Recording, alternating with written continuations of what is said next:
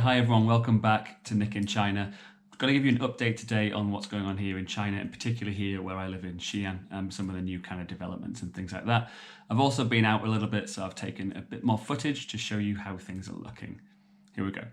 So firstly, it's still not as busy outside as it normally is, but it is getting busier and busier, as you can see in my previous videos. I went to a restaurant for the first time in months the other day.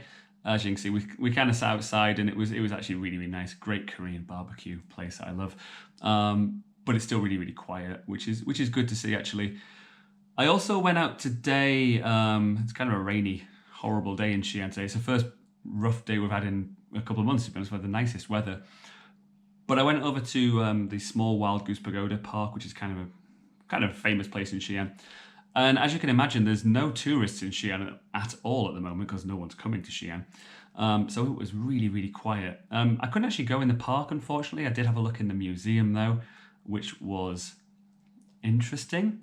It's a great museum. I didn't want to film too much in there because I don't really like to film in museums, although it is allowed in that particular one. Really quiet, quite spooky actually walking around, but it was good. The streets are still they're busier and busier, obviously. Everything's open now. Well, pretty much everything, which is what I'll go on to right now. So a few people have asked me about this on my comments on previous videos. Are schools open? It's different in every province at the moment. So I'll give you the information I know about where I live right now in Xi'an and in Shanxi province. Right, schools. Well, everything else is open. Schools are the one thing that have remained closed. And are still closed. However, we do have some information on that. So from the 30th of March, which is just in a couple of days' time, the third year high school students will be allowed to go back. The reason they're being prioritised is because they're the ones who will be doing their college entrance exams, their final exams. So they can go back then. And then a week later, on the 7th of April, final year middle school students can also go back. Same reason, they're being prioritised because they're doing their high school entrance exams. So far, everyone else, so kindergarten and primary school and all the other middle school and high schoolers and universities and everything, we still don't have any exact date yet. So we're just waiting on that at the moment. But that's the current situation here. It is different in different provinces though. This is just the numbers from Xi'an. Another couple of things that have happened this week. Well, firstly, they made a new policy where any flight coming into Beijing, obviously Beijing being the capital and therefore it gets tons and tons of flights, and being redirected to 12 cities throughout China. Xi'an is one of these cities. The whole purpose of this is to hopefully take a bit of the burden away from Beijing in quarantining everyone who flies in here. And obviously if there are more and more cases of people coming back from abroad into China, it's easier if those cases are not all in one place, and obviously then the healthcare system gets swamped again. It's probably quite a good measure, to be honest. I think it makes a lot of sense. So there are 12 cities, and here we are one of those. Another thing that happened with flights yesterday, which was quite big news, is China has now stopped anyone who is not a Chinese national, so any foreigner, from being able to fly into China. That happened yesterday, those new restrictions. Obviously, it's happened in quite a lot of other countries already.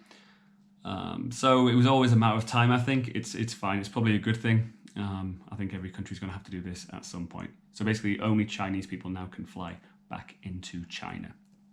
In some of my previous videos, I was talking about a friend of mine who was in this 14-day quarantine, which is what happens to everyone when you fly into China now. Obviously, he's not Chinese, he's a foreigner, he's British, but obviously he came in long before these restrictions came in. So his quarantine is over and he is out and he's back home now, which is great news. It was a day later than he thought it was going to be, but he's fine. Basically, I mentioned it in another video, the QR code thing in China, we all get given a QR code, and we scan it when we go to certain places. And basically it tracks, it's like big data stuff. It tracks where you've been, and therefore it can judge if you've been in somewhere potentially coronavirus dangerous kind of place. So if your code is green, it means you're fine. Mine is green. If it's yellow, it means you're in some kind of risky situation. You should look after yourself and not go to public places. And if it's red, it means you should be self-quarantined. His was still red for the 14th day. We don't really know why. And the next day it went yellow, and then he went home. So that's the situation. It's kind of what everyone's going through when you come into China right now. So regarding new cases and potential second wave, the situation in the province I live in, Shanxi province, overall there was 245 domestic cases, and they're all closed. So just in Xi'an, most of them were here, obviously, there was 120. So of the 120 in Xi'an, 117 were recovered patients, and there were 3 deaths. Now, we do have 8 more cases in the province, and they are from people coming back into China from abroad, whether it's just directly to Xi'an or rerouted from Beijing, as I mentioned earlier. So this obviously is the new battle, I suppose. However, they are quarantining people. One thing that's a little bit concerning is we've gone a few days here. We were on a few days here in China without any new confirmed cases. But yesterday there was a new confirmed domestic case in Zhejiang province, I think. So, you know, it's not going to be over basically until it's over in the whole world, this thing. But they're being very strict about things here, which is good to see. All right, that's about it for this update. I hope it was informative. If you have any questions, please put them in the comment box below. And stay safe, everyone. I know there's a lot of big problems all over the world right now. And try to stay indoors as much as possible. Okay, take care. Bye-bye.